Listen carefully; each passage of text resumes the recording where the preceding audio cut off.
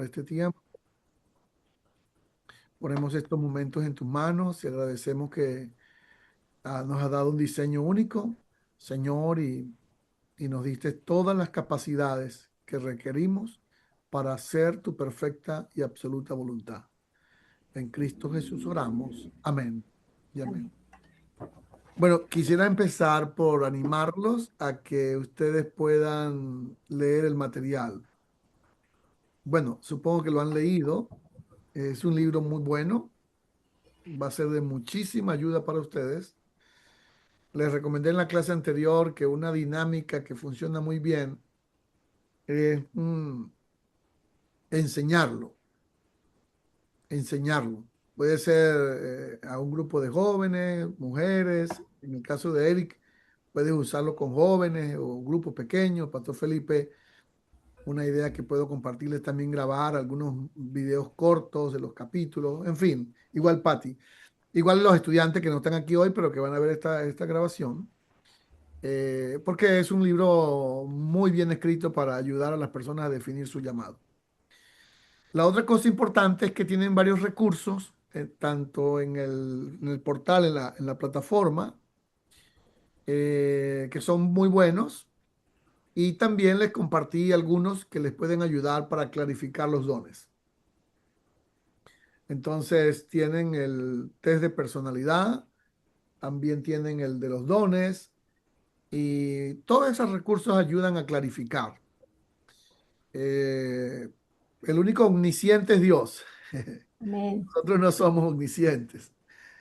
Entonces, no vamos a tener 100% de claridad en todo, pero sí vamos a clarificar mucho nuestro llamado. Muy bien, entonces voy a compartir de una vez, a intentar compartir pantalla. Creo que hoy sí lo vamos a lograr para ver la clase de hoy y estudiarla junto con ustedes. Este tema que es maravilloso. Em, Bueno, hoy cerramos el libro, pero les animo muchísimo, terminó la bibliografía. Les animo mucho a que ustedes puedan leer de verdad el libro y estudiarlo. Les vamos a mirar hoy lo que es asociarse con Dios. Este capítulo es tremendo, igual que los capítulos anteriores, perdón, el capítulo de lo que tiene que ver con el after ego, quitarnos nuestras vestiduras para ser auténticos. Una palabra clave es la autenticidad. Eh, hay un tipo de predicación que se llama predicación convincente y uno de los 6 elementos de la predicación convincente se llama la autenticidad, ser nosotros como somos. Y eso fue lo que hizo David cuando se quitó sus ropas reales y fue él tal y como era delante de Dios. Amén. Vamos a mirar entonces esta escena, la ventana de, a ver, ¿cómo se llama? Ustedes sí lo pueden ver, ¿verdad? De Sí. Joari. Bueno, este es un ejercicio muy bueno de dos psicólogos que hicieron esta investigación y es muy interesante, la verdad que es muy interesante. Bueno, Eri, vamos a centrarnos hoy, vamos a trabajar unos 35 minutos, vamos a centrarnos en los puntos más importantes. Este es un recurso muy importante. Ayúdame, Eri, a leer lo de Ok. lo que es la ventana de Joari. La ventana de Joari presenta 4 dimensiones de nuestra identidad.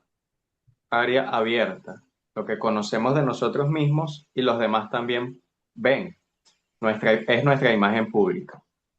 El área oculta son los pensamientos, las heridas, sueños y pecados que conocemos, pero escondemos detrás de una fachada. Luego sigue el área ciega, que son los aspectos que otros ven en nosotros, pero nosotros no reconocemos. Necesitamos amigos y líderes que nos hablen con sinceridad. Y por último, el área desconocida son las dimensiones de nuestra identidad y propósito que solo Dios conoce y que el Espíritu Santo puede revelarnos. La verdadera libertad comienza cuando dejamos las apariencias y nos examinamos con honestidad para descubrir nuestra identidad y destino.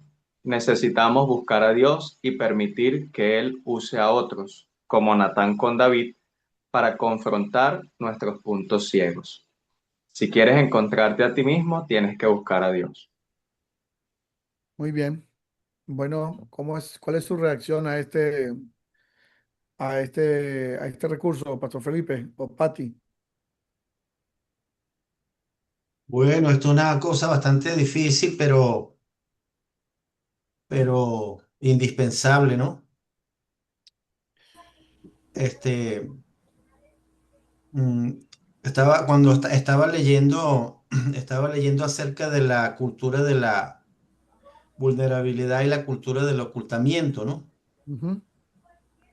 Y pensaba en esa herencia que todavía, a pesar de luchar contra ella, hay una herencia como de la religiosidad. La religiosidad nos heredó una cultura muy nefasta de ocultamiento, ¿no? Ok. Que es la que muchas veces nos empuja como a ser quien no somos. Y bueno, en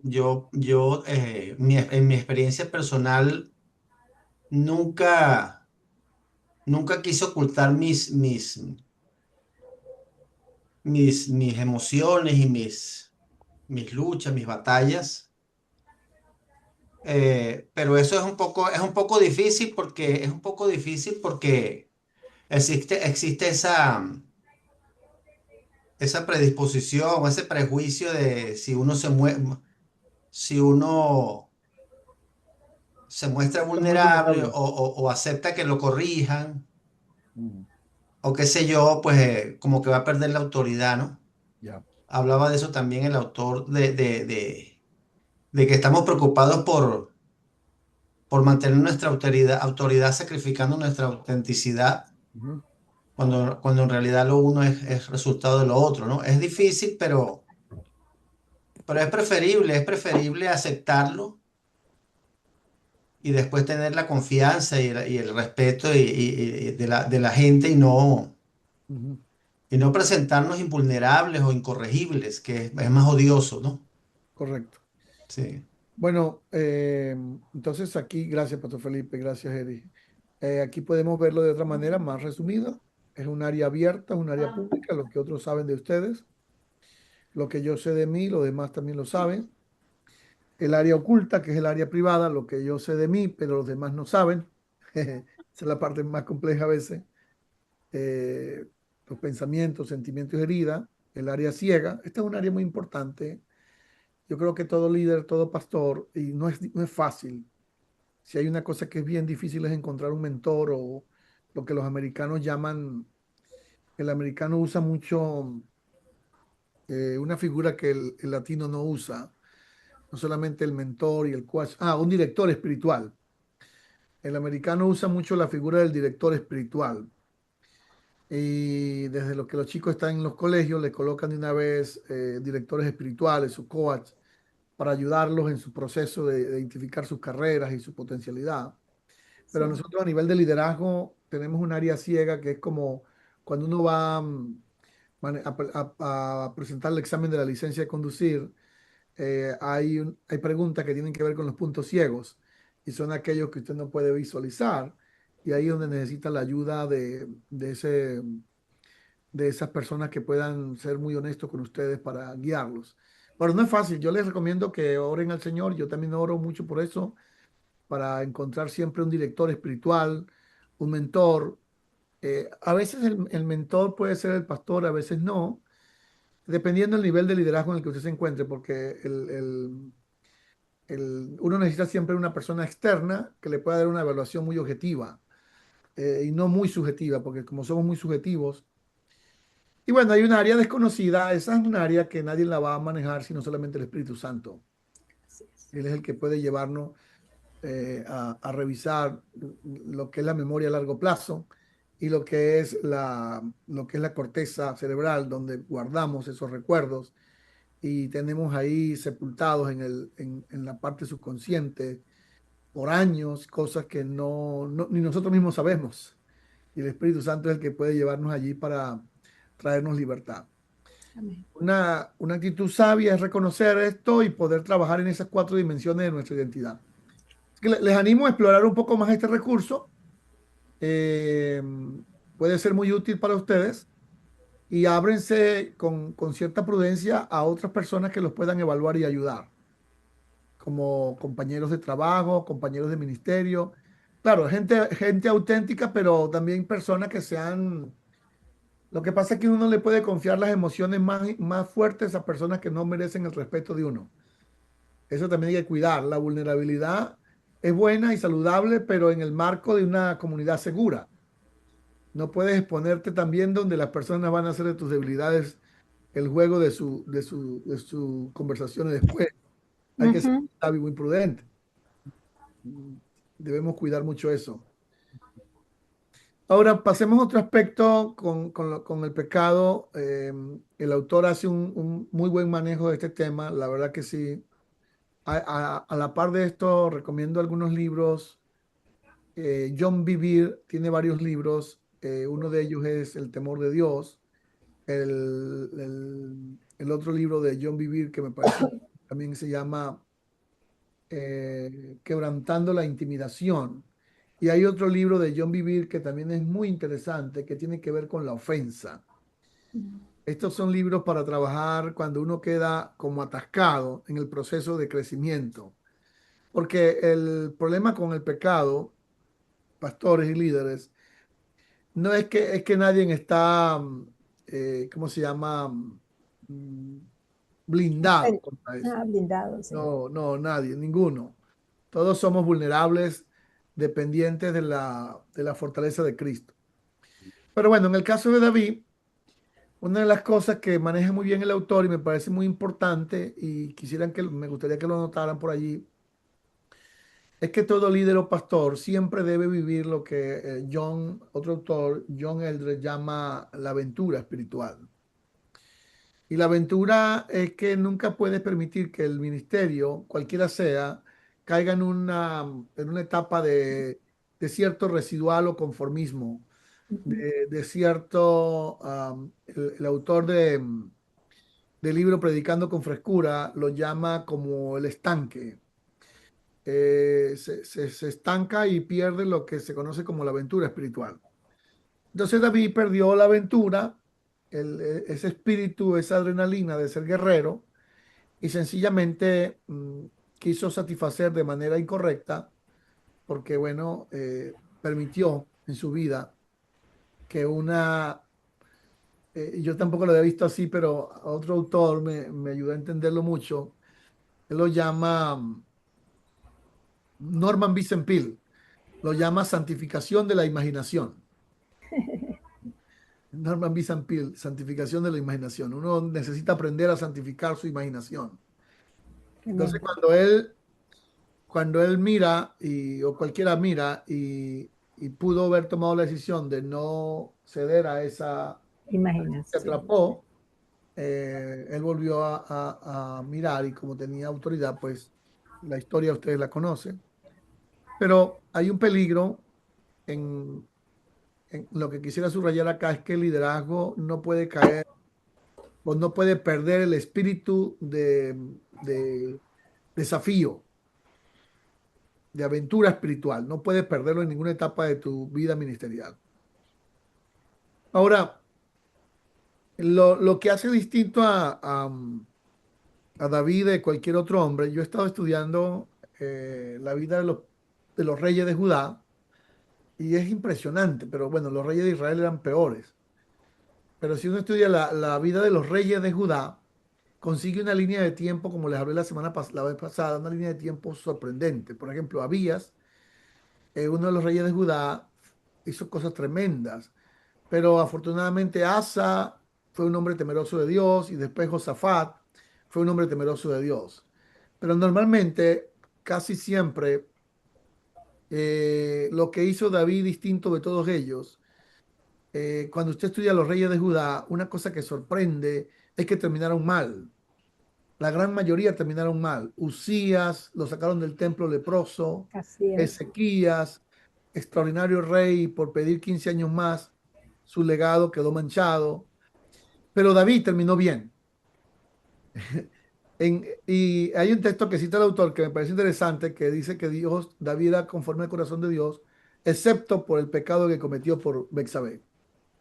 Esa fue la excepción, pero no fue la regla. Es decir, que lo que hace distinto a David de cualquiera de los reyes de Israel o de Judá es que tuvo un quiebre en la mitad de su carrera, pero supo regresar a Dios.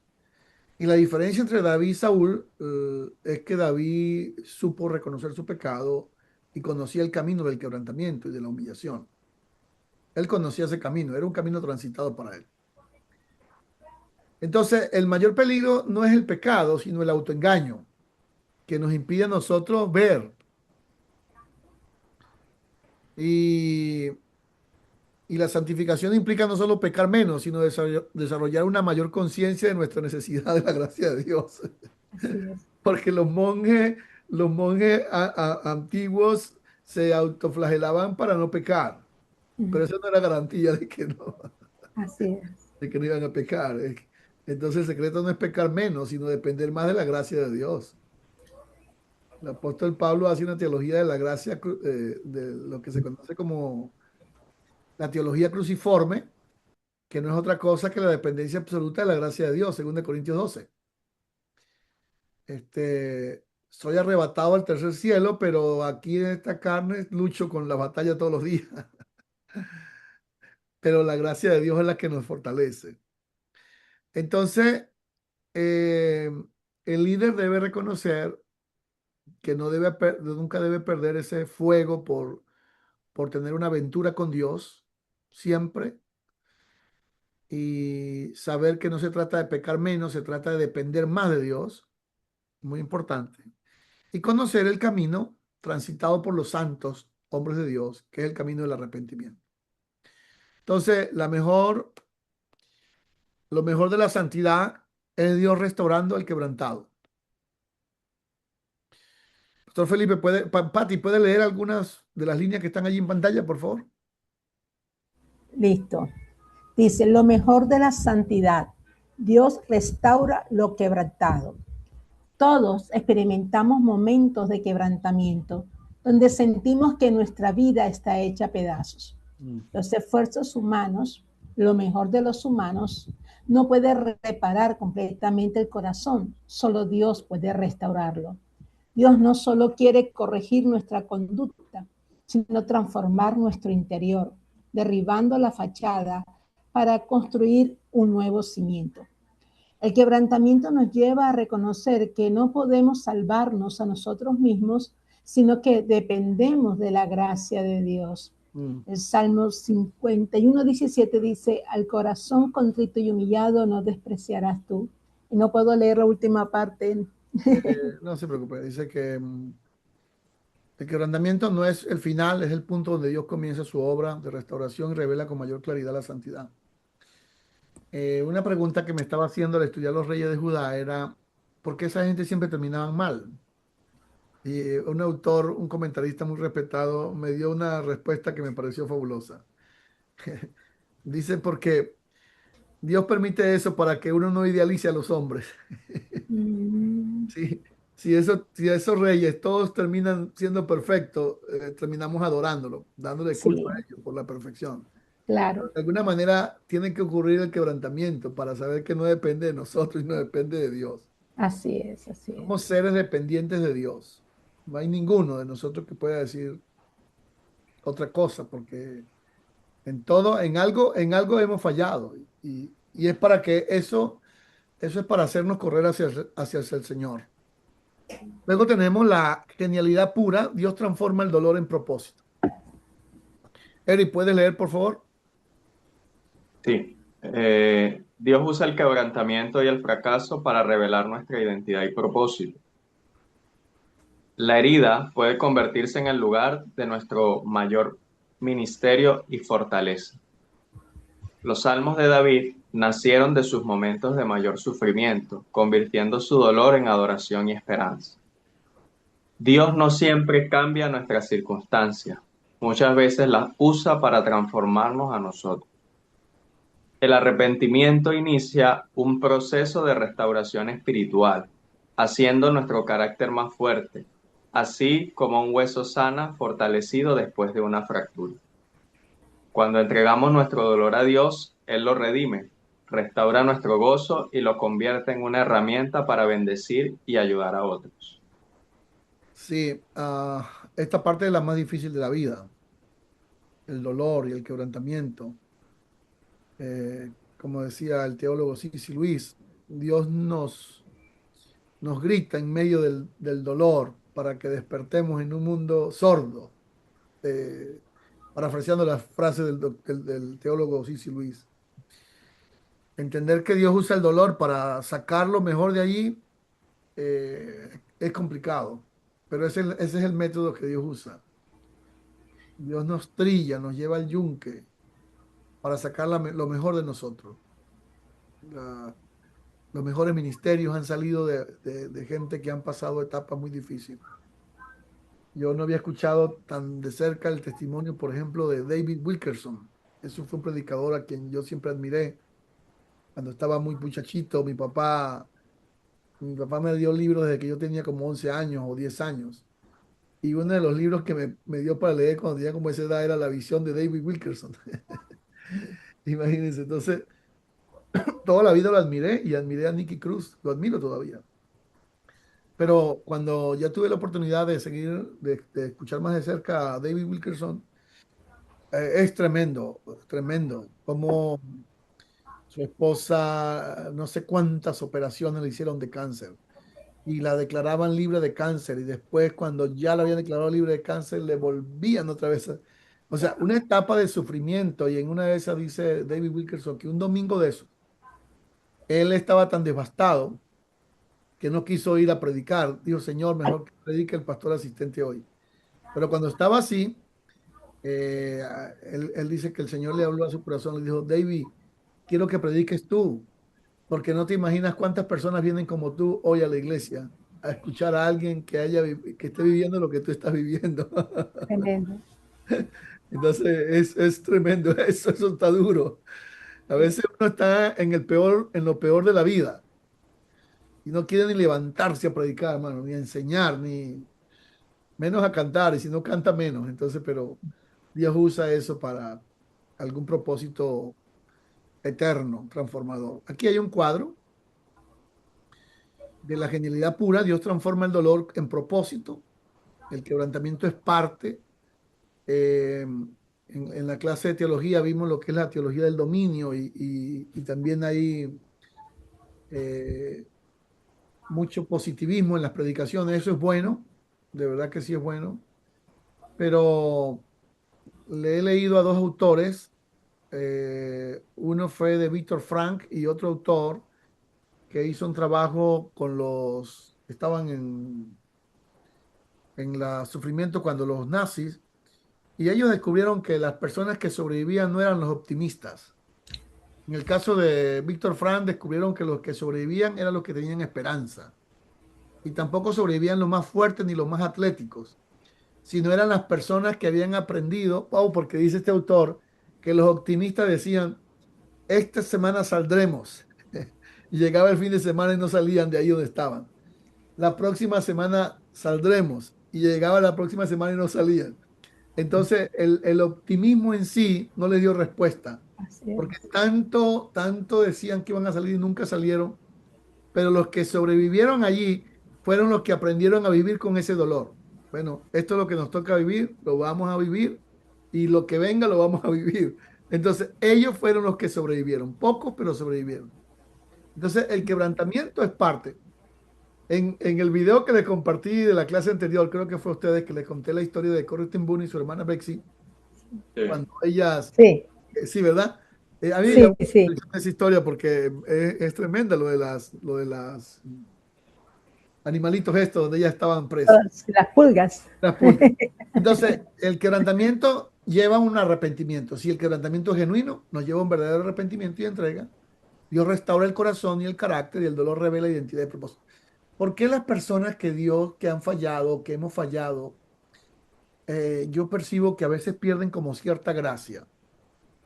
Creo que donde está el gran secreto de David es que David realmente, alguien dijo que David pecó contra la santidad de Dios y Saúl pecó contra la autoridad de Dios. Esa es la diferencia de esos dos tipos de pecado. Saúl peca contra la autoridad y David contra la santidad. Entonces David reconoce públicamente su pecado y se abre completamente. No, no, no busca, no busca aparentar, no busca ya su reputación. ¿Qué reputación va a estar buscando después que Natán lo... Entonces cuando uno pierde ya la reputación y pierde todo, ya perdió todo. Hay que dar un desnudo delante del Señor. Y creo que las personas a quien Dios nos ha restaurado es porque uno llega a un nivel en el ministerio y espero que ustedes también, donde ustedes, su reputación sea Cristo. Amén. Cuando ustedes pasan por el proceso de quebrantamiento, tienen un arrepentimiento genuino, Dios restaura el corazón y el carácter, entonces el dolor revela identidad y propósito, porque el dolor juega, el dolor tiene otra, el autor cita ahí una frase que llama respuestas. O sea, el dolor lo leemos como respuesta. ¿Cuál es, para qué Dios, por qué Dios permitió el dolor? No es la pregunta, sino qué quiere Dios enseñarme a través de este proceso de dolor. Entonces hay dos cosas que pasan allí, el crecimiento espiritual, la vida es renovada y el ministerio a otros, porque servir desde la experiencia le da a uno un mayor poder en el testimonio. Ahora, hay personas que sirven de la experiencia, pero con mucha arrogancia. Pero aquí la invitación es a servir desde la experiencia, desde el testimonio, con humildad, porque eso va a restaurar el gozo y el propósito. Amén.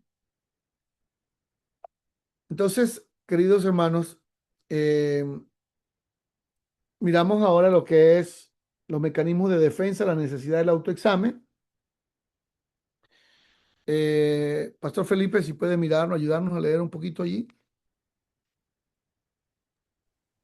Los mecanismos de defensa, la necesidad del autoexamen. El autoexamen espiritual puede ser incómodo, pero es necesario para descubrir aquello que necesita corrección. Ignorar el pecado no lo elimina, permite que crezca y afecte otras áreas de la vida. Nuestros mecanismos de defensa nos impiden reconocer los puntos ciegos de nuestro carácter. Dios puede usar personas sinceras y valientes como un Natán para confrontarnos con sabiduría y ayudarnos a ver la verdad. La confrontación saludable conduce al reconocimiento, la confesión y la transformación. Todos necesitamos personas autorizadas para decirnos lo que no queremos escuchar y llamarnos a rendir cuentas. También debemos estar dispuestos a ser un Natán para otros. Amén. Sí. Wow. Una cosa que es imperativo es cómo Natán tenía la autoridad para hablarle a David frontalmente, pero usó esa metáfora y una metáfora de donde lo llevó a él a su terreno, un terreno conocido para él como pastor. Le habló en su lenguaje, usó símbolos y creo que fue un hombre muy sabio al hablarle, le estaba hablando al rey, le estaba hablando al rey, ahí está la sabiduría, cómo David quedó descubierto y no tuvo otra opción, pero el hombre no fue un, un profeta del desastre, sino un hombre que lo confrontó de una manera con el don de sabiduría impresionante, el don de sabiduría impresionante. Bueno, es esta parte, vamos a mirar una más, las profecías personales, el poder de nuestras palabras. Este es otro tema importante. Leyeron ustedes ahí la historia de Michael Jimmy, este hombre que cuando llegaba a la casa su mamá lo trataba como lo peor, como la basura, pero cuando él pasaba por donde el tintorero, él le daba una palabra y le decía, tú vas a ser alguien grande, algún día llegarás a ser el dueño de una gran empresa. Y aunque en su casa sus padres le daban palabras de ruina y palabras de desesperanza y lo barrían el piso con él, el hecho de que este tintorero le daba una palabra distinta marcó la vida de este hombre para siempre. Y según el autor, pues hoy día es una persona de muy buena estabilidad financiera. Entonces, creo que también nosotros, una cosa que vale la pena que ustedes revisen es el concepto de profeta. Eh, a veces uno mismo niega eso. Yo mismo lo he negado. No soy profeta, como quizás como Amós. No soy profeta ni hijo de profeta. Lo que soy es un boyero que recojo higos silvestres. Pero, pero lo interesante es saber que Dios sí nos ha dado a nosotros la gracia para declarar sobre nuestros hijos, sobre las personas, esas palabras de lo que podemos ver, más allá de lo que las personas pueden ver. Y no se cansen de decírselo a otros. En esa medida también otros se lo van a decir a ustedes. Y como dijo Moisés en Números, ojalá todos fueran profetas y todos profetizaran. Entonces, claro, lo que yo puedo decirles es seguir el lineamiento que da el apóstol Pablo en 1 Corintios 14, que la profecía consuela, la profecía edifica y la profecía exhorta. Esos son tres ingredientes importantes de la profecía. Pero es muy importante para descubrir el destino y nosotros también descubrir el llamado que tenemos en nosotros. Esta es una parte importante, el poder de las profecías personales. En uno de los capítulos finales del Génesis, los patriarcas, entre ellos Jacob, reunió a sus hijos y el texto sagrado dice que les declaró lo que iba a pasar con ellos en el futuro. Entonces, uno se sorprende en la Biblia de personas que no eran profetas como comúnmente los conocemos, pero eran profetas. Por ejemplo, Dios dice de Abraham que es un profeta. Y cuando le dice a Faraón o al otro hombre, no recuerdo su nombre, cuando Abraham mintió 2 veces por causa de su esposa Sara, Dios le dice a él, devuelve la esposa porque su esposo es un profeta. Entonces uno no encuentra a Abraham profetizando mucho al estilo del Antiguo Testamento, pero es un profeta. De David se dice que también era profeta. Entonces es importante que nosotros trabajemos en esa voz profética para nuestra iglesia, para nuestra congregación, para nuestros hijos y también para nosotros mismos. Cuando nos autoeliminamos, cuando creemos que no tenemos los dones, el llamado y de alguna manera neutralizamos el potencial que Dios le ha dado a ustedes. Ustedes conocen los dones. Yo estuve leyendo, mañana voy a terminar de corregir el- el- la parte que tiene que ver con los test de personalidad de algunos, pero muchos de ustedes pudieron darse cuenta cuáles son, cómo es su personalidad. Y también algunos se van a dar cuenta cuáles son sus dones mayores. Y también algunos de ustedes ya saben cuál es su llamado. Y otros yo leí que les falta o quieren estar más claros de su llamado. Sin volverse ansiosos, sí les animo a que en oración puedan clarificar su llamado. Y una pista que yo les doy es que normalmente el llamado siempre está muy ligado a la personalidad y a los dones con los que Dios nos ha dado. Y Dios a todos nos ha dado dones, según Efesios 4. Dice que Él subió, llevó cautivo a la cautividad y dio dones a los hombres. Y ahí habla de 5 dones, pero esos dones son distintos a los demás porque esos son dones, el pastorado, el apóstol, el maestro y son 5 que están allí, el evangelista. En ese contexto, lo que dice la Biblia es que estos ministerios son regalos para la iglesia. El pastor es un regalo para la iglesia. En ese sentido, es un don para la iglesia. Entonces, todos ustedes tienen un don que hay que desarrollarlo, hay que creerlo y hay que cultivarlo. Hay que cultivarlo.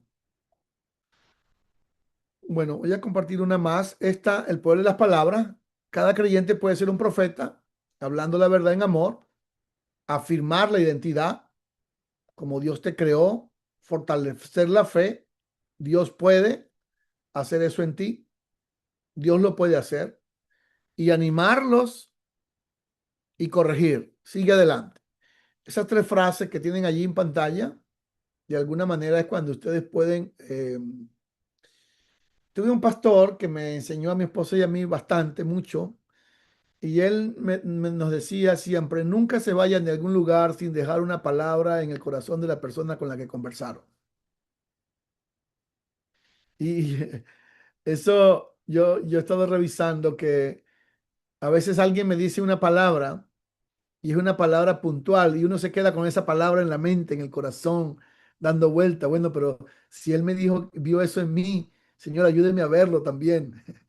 Entonces nunca te vayas de un lugar sin dejarle una palabra a una persona, una palabra corta, que tenga por lo menos alguno de estos tres elementos, que afirme la identidad de esa persona, tú eres muy valioso, que afirme la fe, que fortalezca la fe, Dios puede hacerlo, Dios está contigo, y animarlo a seguir adelante, sigue adelante, Dios va delante de ti.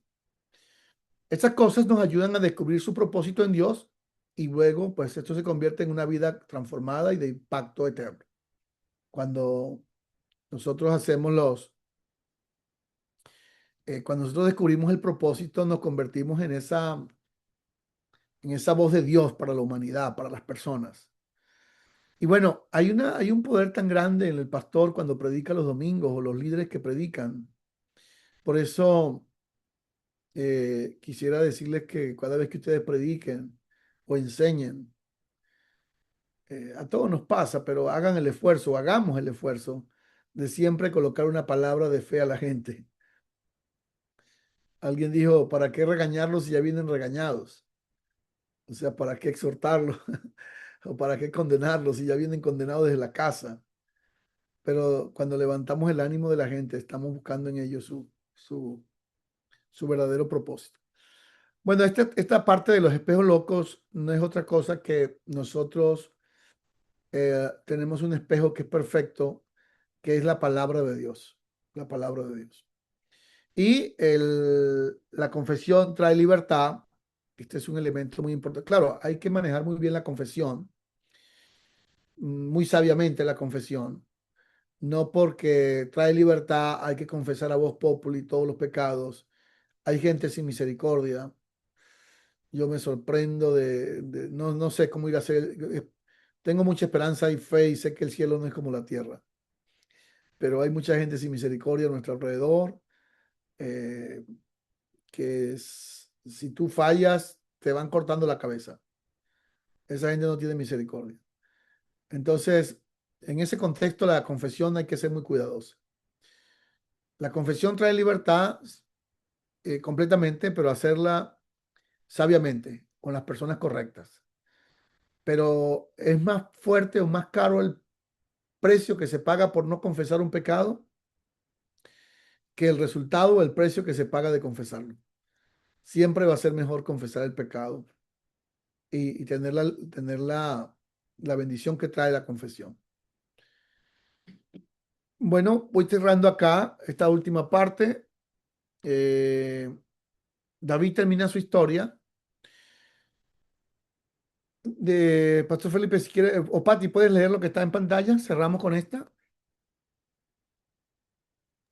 Dice así: felices para siempre. La gracia redefine nuestra historia. Una decisión puede cambiar una vida, pero no tiene por qué determinar nuestro destino. La gracia de Dios redime incluso los errores más profundos cuando hay arrepentimiento y confesión. David fue recordado como un hombre que agradó a Dios porque su pecado fue la excepción, no su identidad. Primera de Reyes 15:5. En Cristo nuestra identidad ya no está definida por el pecado, sino por la justicia de Jesús. Dios continúa transformándonos mientras haya vida. Nunca es tarde para cumplir su propósito. Tu pasado puede explicar tu historia, pero no define tu futuro. Cuando confesamos nuestro pecado, la gracia de Dios convierte ese pedacito de letra no la La veo. gracia de Dios se convierte en nuestra nueva identidad y esperanza. Esperanza. Uh-huh. La Bueno, gracia. la gracia de Dios. La La gracia de gracia. Dios es la que nos... Hola, Jessy, no te había visto. Queridos pastores y líderes, les animo a que lean este libro cuidadosamente, estudien. Es un recurso muy valioso, muy valioso.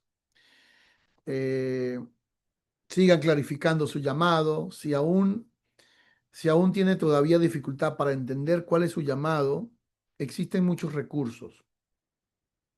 Hagan todo lo que tengan a la mano. y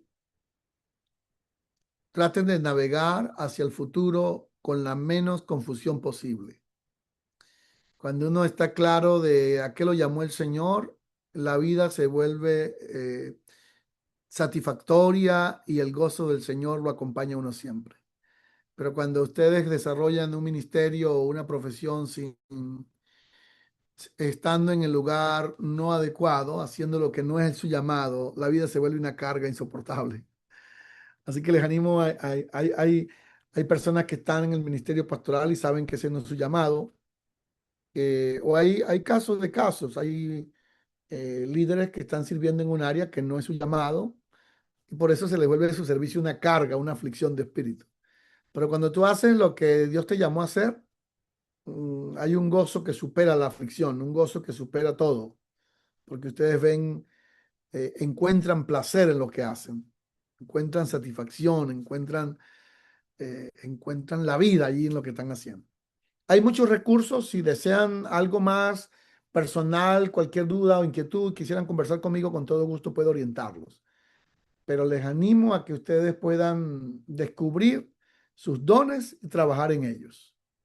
Y dediquen su vida a eso. Que no pasen 3 años sin saber a qué se van a dedicar, porque van a perder mucho tiempo. Y en la iglesia tenemos también la misión de ayudar a nuestros hermanos y jóvenes y líderes para que ellos también descubran.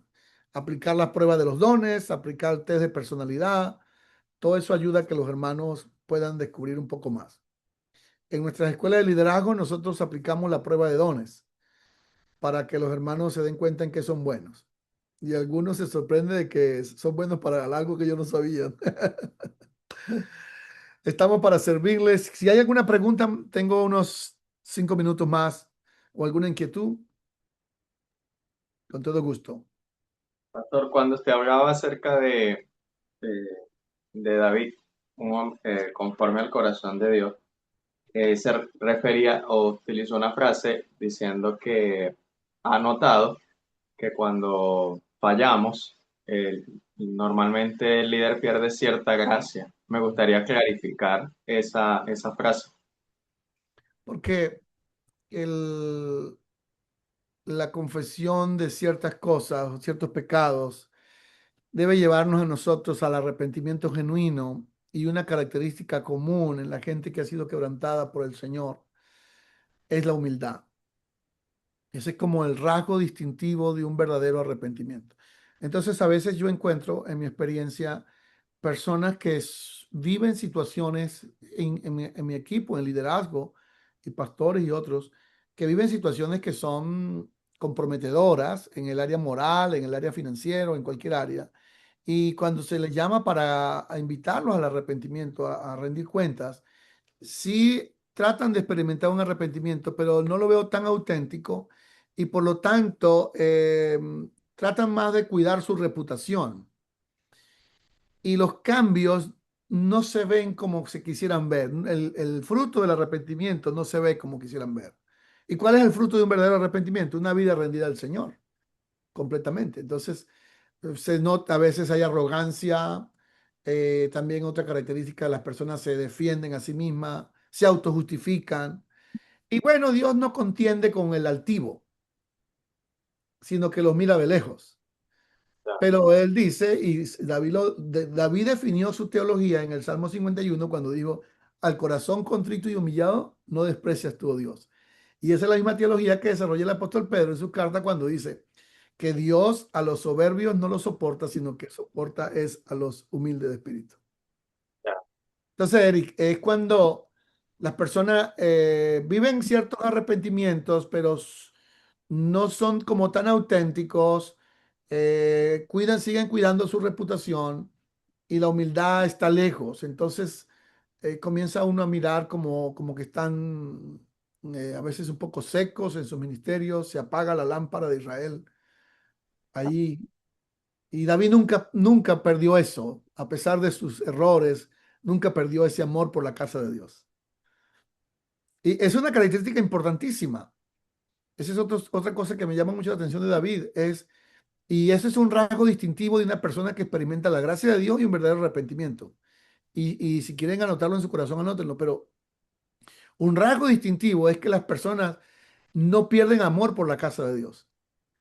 Porque usted puede encontrar personas que siguen sirviendo, inclusive siendo pastores o líderes, pero se quejan de la iglesia, se quejan de la gente, se quejan de todo el mundo.